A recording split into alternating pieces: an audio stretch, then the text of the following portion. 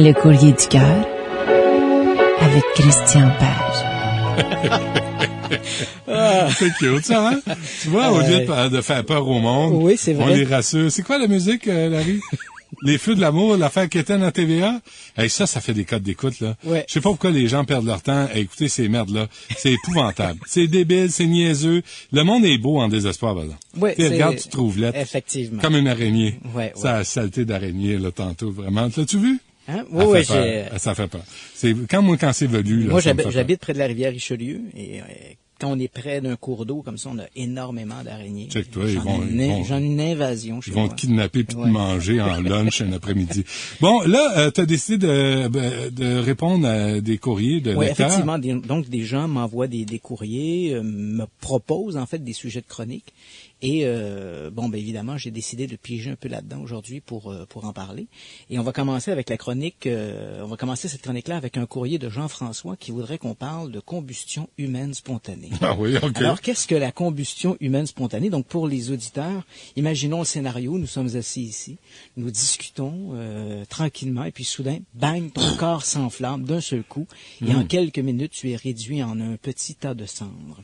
Évidemment, c'est un scénario brûlant, dirais-tu. Mais est-ce que...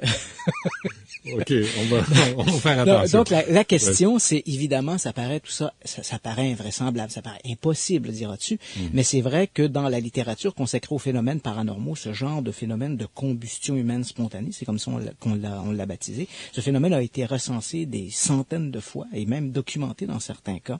C'est pas un phénomène nouveau. Déjà, au 19e siècle, dans son roman Bleak House, je pense que c'est Charles Dickens qui faisait disparaître un vieil alcoolique en le faisant se consumer spontanément comme ça.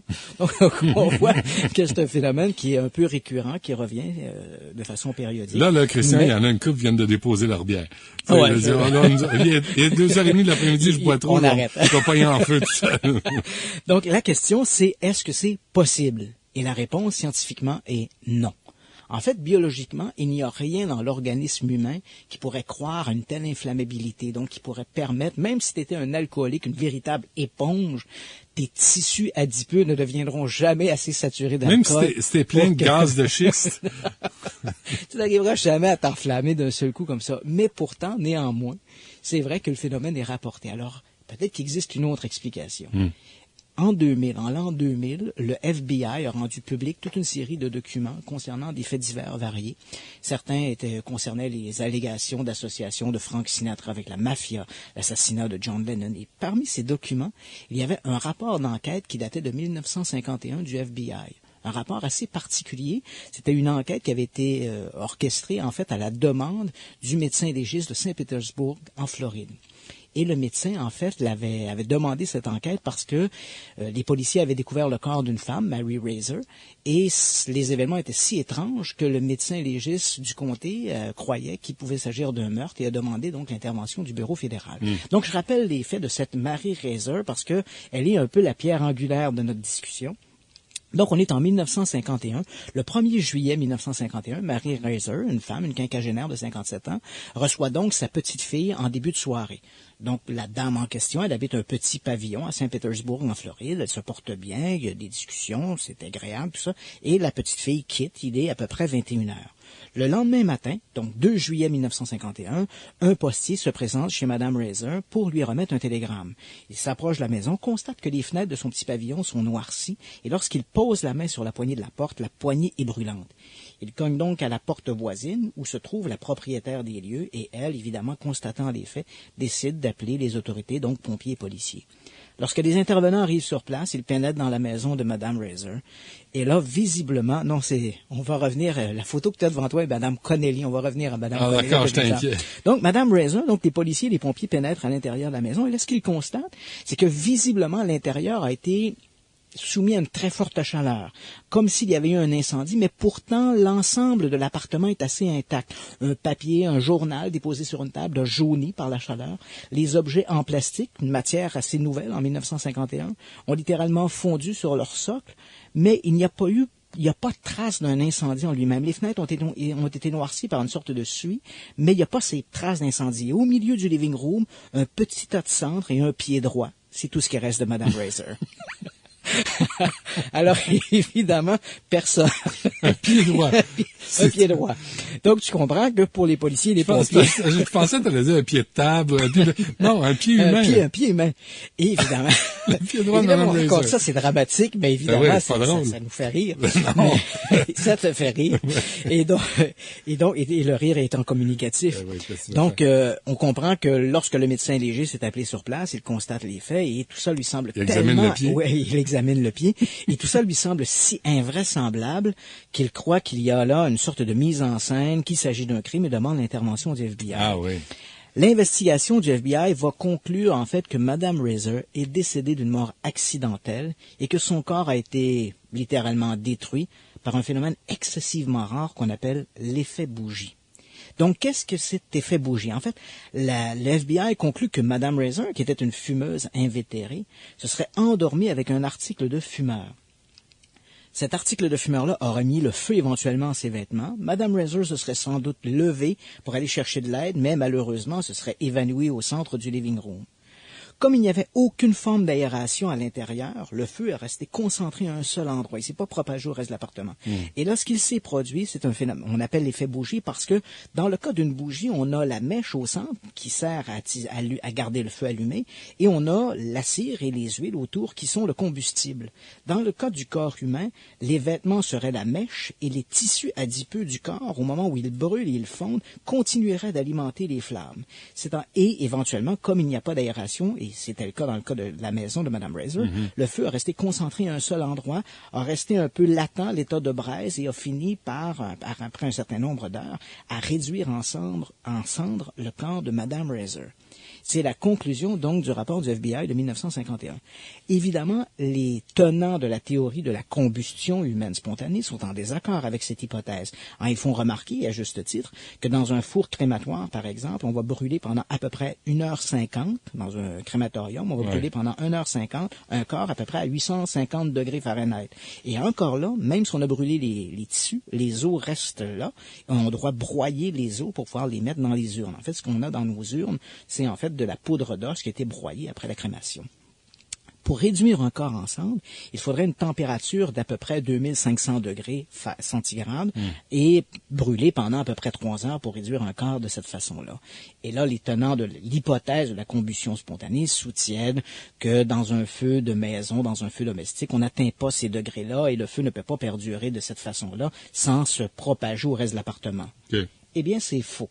On a fait, pour le besoin de l'expérience, on a pris un ancien congélateur ou frigidaire dans un abattoir qui avait été abandonné, désaffecté, et on a recréé un salon. On a placé une carcasse de porc entourée d'un vêtement qu'on a allumé, et puis on a fermé le tout. Et effectivement, le fait qu'il n'y avait pas d'aération, les tissus adipeux du porc ont servi à alimenter les flammes, et là, évidemment, ça s'est gardé à l'état de braise, ça a duré pendant des heures, et lorsqu'on a pénétré à nouveau dans le frigidaire en question... Il y avait une livre de bacon. Il y avait une livre de bacon, un petit pied droit de porc. Non, mais il n'y avait pas de... Non, il y avait les extrémités parce qu'il y a beaucoup moins de tissu adipeux dans les mains et les pieds, donc ce qui explique un peu que souvent ce sont les extrémités. Dans les cas de combustion spontanée, c'est souvent les pieds et les mains qui la tête. Et la tête est réduite un peu à l'état gros comme une balle de golf. Pas une balle de golf, mais une balle de baseball, par exemple. Et le feu ne s'était pas propagé au reste de l'appartement. Donc, les théories voulant que le corps s'allume de lui-même, donc les théories proposées par les tenants de la combustion humaine spontanée, en fait, la théorie proposée en 1951, en 1951, en effet, par le FBI pour expliquer la mort de Mme Razer, tient tout à fait la route. Mais elle n'explique pas tous les cas de combustion humaine spontanée. Je dis bien, elle n'explique pas tout. Dans l'ensemble, oui, mais il y a des cas qui échappent à ça. Et on pourrait parler du cas, par exemple, le cas de Mme Helen Conway, dont tu as 2 magnifiques photographies. Parce qu'on comprend que pour brûler de la sorte, il faut que le corps soit soumis à cette grande chaleur pendant des heures. Dans le cas de Mme Conway, je rappelle les faits. Mais là, on voit, on est dans un salon. On est dans un salon, on voit un fauteuil et 2 jambes. Il y a 2 jambes, un peu les orteils retroussés en passant. Oui. Comme coucou. Oui. Puis le dossier est brûlé, puis il n'y a plus rien. C'est lugubre à souhait, là. Voilà. Je pense que je vais les mettre de côté. D'accord. Donc, dans le cas de Mme Conway, on comprend bien que, en fait, tout se joue sur une question de temps. C'est une échelle de temps qui fait que l'effet bougie est possible. Et c'est vrai que c'est caractéristique. Donc, dans la plupart des cas, où il y a combustion humaine spontanée ou apparente combustion humaine spontanée, on a un moment entre le moment où le sujet est vu vivant et le moment où il est retrouvé mort. Souvent, on a des heures, sinon des jours qui vont s'écouler. Donc, la possibilité d'une combustion par l'effet bougie est possible, mais pas dans le cas de Mme Conway. Nous sommes en 1964. Madame Conway, nous sommes un dimanche matin. Donc, Madame Conway, une femme de 51 ans, habite avec sa fille et son gendre dans la résidence du couple. Elle occupe une chambre au premier étage. Vers 8h30 à peu près, le couple décide de se rendre à l'église pour la cérémonie dominicale du dimanche 9h. Donc, le couple quitte la maison vers 8h30, 9h moins 20 à peu près. Dès leur départ, Madame Conway, à la maison, il ne reste à ce moment-là que Mme Conway, Dan Conway, et sa petite fille d'une dizaine d'années qui est restée à la maison pour regarder des dessins animés. Immédiatement après que le couple soit sorti, Mme Conway demande à sa petite fille de lui amener un carton d'allumettes. Mme Conway est une fumeuse invétérée, elle aussi. Donc la petite fille monte au deuxième, donne le carton d'allumettes à la dame en question. Quelques minutes après, des voisins viennent frapper à la porte, disent à la fillette qu'ils voient de la fumée s'échapper par une fenêtre du deuxième. La fillette monte au premier étage. En fait, quand je dis le deuxième, on comprend que c'est le premier étage, au-delà du rez-de-chaussée. Elle monte donc à l'étage, et lorsqu'elle vient pour mettre sa main sur la poignée de la porte, c'est brûlant. Elle a la vivacité, la rapidité d'esprit de ne pas ouvrir la porte, et pendant ce temps-là, des voisins ont contacté le 911, et lorsque les pompiers et policiers arrivent sur place, ils entrent dans la pièce, le feu a disparu, il y a beaucoup de fumée, et on retrouve Mme Conway telle que tu l'as vue. Deux jambes à côté sur le fauteuil qui, lui, a été littéralement carbonisé. Les sceptiques ont beau essayer de recalculer, de revoir le scénario. On peut essayer d'égrener une minute ou deux à gauche ou à droite, mais on ne peut pas faire partir le couple à 5 heures du matin pour aller à la messe à 9 heures. On comprend bien qu'il peut y avoir entre 7, 8, 9, 10 minutes, 15 minutes peut-être c'est écoulé, mais on ne peut pas dépasser une fourchette, disons, de 20 minutes. Et 20 minutes, on a beau repenser le scénario comme on voudra, 20 minutes, c'est trop court pour pouvoir réduire en cendres le corps de Mme Conway. Alors, qu'est-ce qui s'est passé? Je l'ignore. Est-ce que le cas de Mme Conway est un des très rares cas véritables de combustion humaine spontanée? Est-ce que la combustion humaine spontanée existe? Elle a flambé. Tu sais, Arthur Conan Doyle faisait dire à son héros Sherlock Holmes, une fois que vous avez éliminé l'impossible, ce qui reste, même improbable, doit être la vérité. On s'arrête là-dessus. Est-ce que ça c'est fini pour la combustion? Oui. Donc voilà ce que l'on sait. Humaine spontanée. Ouais, c'est mystérieux, mais. Scientifiquement, c'est pas prouvé. C'est pas possible, ça semble pas possible. Il y a des cas. Ça me le doute. Ouais, on a la meilleure explication, l'effet bougie, mais il y a quelques cas d'exception qui fait que l'effet bougie ne tient pas la route. Donc, il faut trouver autre chose. On s'arrête là-dessus. On revient avec Christian Page après cette pause.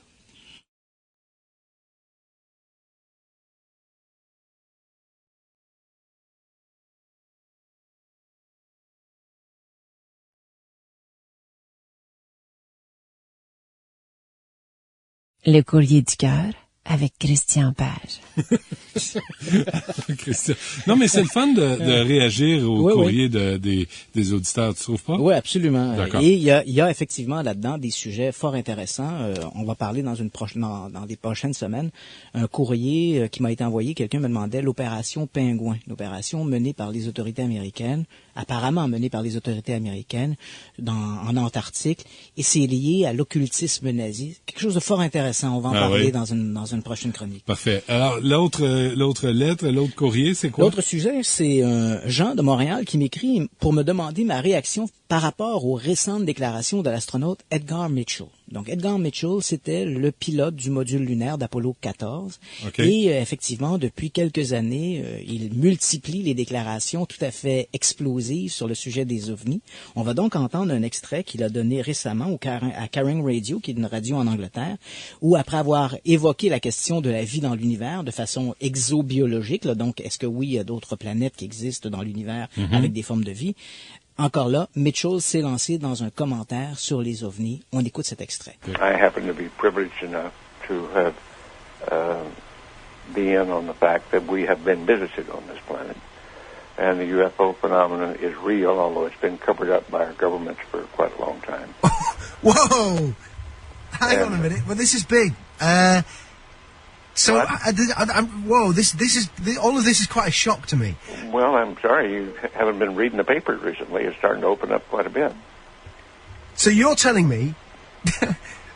Well, there's a lot of information to take on board. Hang on a minute. I mean, listen, I've heard crazy UFO nuts tell me this kind of thing before. I've never had Dr. Ed Mitchell, the sixth man to walk on the moon, a respected scientist in his own right, announce to me that we've been visited by aliens from other planets, and that they definitely are out there. There's no debating it. Well, that's the first time you've ever talked to me, or I've told you about it before. Alors, l'animateur est assez sidéré. Pourquoi? Pourquoi? Parce que, effectivement, c'est le genre de déclaration, bon, on traduit là pour les gens qui seraient moins familiers avec la langue anglaise. Mitchell dit, pour ce qui est de la question des ovnis, je sais de sources sûres que le phénomène existe, qu'il a été occulté par les autorités américaines, et ça depuis des années, mais qu'il n'y a aucun doute que le phénomène ovni existe. C'est le genre, et on le voit, la situation de l'animateur, évidemment, il est étonné. Mitchell a repris, en fait, les mêmes propos à plein d'autres émissions. Il a même été plus loin, je pense, à Larry King, aux États-Unis, il avait déclaré que non seulement on avait caché la réalité des ovnis, mais il tenait de sources sûres que les autorités américaines avaient récupéré un ovni et des cadavres d'extraterrestres. Ça, c'est l'an passé, non? Oui, je pense que c'est l'an passé. Ouais. Donc, évidemment, c'est très étonnant. Alors, qui est ce Edgar Mitchell pour qu'on soit si étonné de tels propos? Parce que Edgar Mitchell, faut bien l'avouer, ce n'est pas un fanatique de la soucoupe volanterie. Là. C'est pas un individu de ce type-là. Il est diplômé du MIT en sciences de l'aéronautique. Il a été, comme l'a souligné l'animateur, le 6e homme à marcher sur la Lune. Il était le pilote du module lunaire d'Apollo 14. Et c'est vrai que Edgar Mitchell a toujours été perçu un peu comme un mouton noir au sein du club des astronautes. Déjà, à l'époque des missions Apollo, les missions lunaires, Edgar Mitchell ne cachait pas son intérêt pour la parapsychologie, par exemple. Durant le fameux vol d'Apollo 14, ce qui était, je crois, en janvier 1971, il a tenté de transmettre par télépathie des images mentales à un individu sur Terre qui était un récepteur, donc une expérience de parapsychologie. Et évidemment, pour les autorités de la NASA, pour les officiels, toute cette idée d'une science parallèle comme la parapsychologie était plutôt mal vue. Mais Mitchell s'est toujours défendu de son grand intérêt pour la parapsychologie et au milieu des années 70, il a d'ailleurs publié un immense pavé consacré à la parapsychologie, un ouvrage, en fait, un collectif qui est encore considéré aujourd'hui comme l'une des meilleures références dans le domaine de la parapsychologie. Donc, c'est un individu qui a des positions assez arrêtées sur des sciences parallèles. Il croit à l'existence des ovnis, mais c'est un grand scientifique, c'est un individu qui, il faut bien l'avouer, durant ses cocktails, ne fréquente pas les mêmes individus que moi ou toi. Donc, il rencontre des gens dans les hautes sphères du gouvernement, les hautes sphères de la science, et il continue de maintenir cette idée de la conspiration. Il n'est pas le premier astronaute à prendre position là-dessus. On en a déjà parlé dans une chronique précédente. Mais conspiration, dans le sens, le gouvernement cache la réalité. Oui, absolument. Ah oui. Il n'est pas le premier, d'ailleurs, à se prononcer là-dessus. On a déjà parlé dans une chronique précédente, on avait évoqué ces rencontres astronautes et ovnis, et j'avais mentionné que bien souvent, ce qui est rapporté dans la littérature, c'est souvent d'une tierce source. Un auteur écrit qu'il a rencontré un homme qui connaît un homme qui connaît un homme auquel tel ou tel astronaute aurait raconté telle ou telle aventure.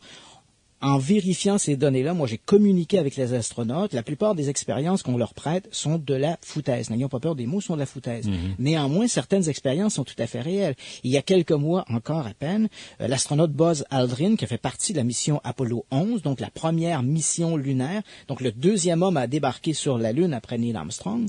Bon, Aldrin, l'an dernier, à Larry King, a déclaré que durant la deuxième journée de leur vol vers la Lune, ils avaient observé un objet mystérieux dans l'espace qui avait une forme de L. Aldrin va jusqu'à raconter qu'au moment où ils ont observé cet objet, ils ont contacté le Capcom à Houston pour demander à quel endroit se trouvait le 3e étage de la fusée porteuse. Les astronautes venaient à peine de se détacher de la fusée porteuse et c'était inversé, là, pour les gens qui connaissent un peu l'histoire du programme spatial.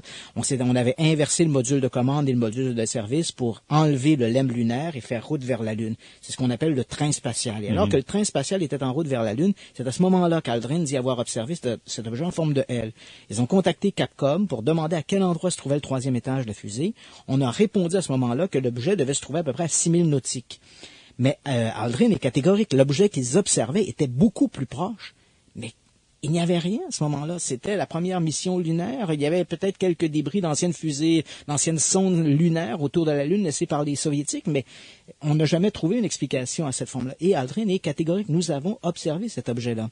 Il y a également l'astronaute Gordon Cooper qui a publié en 2000 un ouvrage qui s'appelait Leap of Faith, traduit en français par Nous ne sommes pas seuls dans l'espace, dans laquelle Gordon Cooper raconte que lui, comme astronaute, n'a pas vu d'ovnis dans l'espace, mais comme pilote, effectivement, il a lui-même pourchassé des ovnis à la demande de son commandant durant la guerre de Corée sur un F-94. Il raconte que dans les années 60, alors qu'il était attaché à la base, à la fin des années 50, alors qu'il était attaché à la base d'Edwards Air Force Base en Californie, alors qu'on filmait des essais de prototypes comme le X-15, lui et une équipe auraient filmé l'atterrissage d'un ovni. Et l'objet s'est posé à la base d'Edwards, ils l'ont filmé, et lorsque Cooper a contacté ses supérieurs pour parler de ça, on lui a dit, tu ne développes pas le film, tu prends le film, tu le gardes dans sa bobine, tu l'envoies à Washington, et merci, bonsoir, on n'en a jamais reparlé. Donc ces gens-là, des gars comme Mitchell, des gars comme Aldrin, des gars comme Cooper, de véritables héros, le right stuff, des héros nationaux, lorsque ces gens-là nous racontent des histoires comme ça, ben évidemment, ça les branle un peu. Ce ne sont pas des déclarations qu'on peut prendre à la légère. Ces gens-là ne font pas ça pour le fric. Ils n'ont pas de livres à vendre. Ils ne cherchent pas une certaine notoriété. Ils l'ont. Ce sont des héros nationaux. Alors, à la question de Jean, qu'est-ce que je pense des déclarations d'Edgar Mitchell? C'est troublant. Il faut bien l'avouer, c'est assez troublant. Mais il n'y a pas de preuve non plus. Non, effectivement. Et Mitchell se garde bien de dire, lorsqu'il a parlé, par exemple, lorsqu'il a fait sa déclaration, j'ai la conviction que les autorités américaines ont récupéré une machine volante ainsi que ses occupants. Il a bien mentionné qu'il n'avait pas vu, lui, les corps ni la machine. Ce sont des gens haut placés dans lesquels il a toute confiance, qui lui ont confié ces déclarations, qui lui ont confié ces affaires-là. On dirait que c'est tranquille ces temps-ci avec les ovnis. En fait, je dirais qu'il y a une certaine lassitude de la part des médias. Le sujet est tout le temps un peu redondant. Donc, une observation, un témoin qui raconte l'observation, il n'y a pas grand-chose, il n'y a pas grande nouvelle. Non, mais il y a pas tout le monde a un téléphone cellulaire maintenant. Tu sais, aujourd'hui, là, il arrive un ovni, quelqu'un va avoir des images. Oui, il y a de très, très bonnes photographies, de très bons films d'ovnis, mais c'est sûr qu'avec l'avènement des nouvelles sciences de l'informatique, on arrive difficilement maintenant à faire le tri entre le bon grain et l'ivraie. Ah, oui. Il existe plein de films sur Internet qui sont très spectaculaires. Il suffit de taper, par exemple, OVNI, UFO Haïti ou UFO Paris. Vous allez voir des films qui sont extraordinaires. Ce sont visiblement des trucages, mais comment réussir à faire la distinction entre un trucage et faire la distinction avec le véritable OVNI? On se taperait tellement si c'était vrai. Ah oui, absolument. Là, la réaction serait folle. Mais effectivement, je pense que des déclarations comme celle de... D'ailleurs, c'est amusant parce que la radio britannique dont on a entendu un extrait, ils ont contacté la NASA. Dans une semaine subséquente, ils ont contacté la NASA, leur ont fait entendre la déclaration de Mitchell. Et à l'autre bout de la ligne, le représentant de la NASA avait une réponse qui était à peu près de ceci. Ça se résume à ça. Voilà. Merci Christian Page. Merci pour ce courrier au lecteur. Ouais. Merci à Larry, à François et à Maryse. Et si vous êtes gentils, si vous êtes patient, il y a Paul Oud qui suit dans quelques minutes. À demain midi. Au revoir.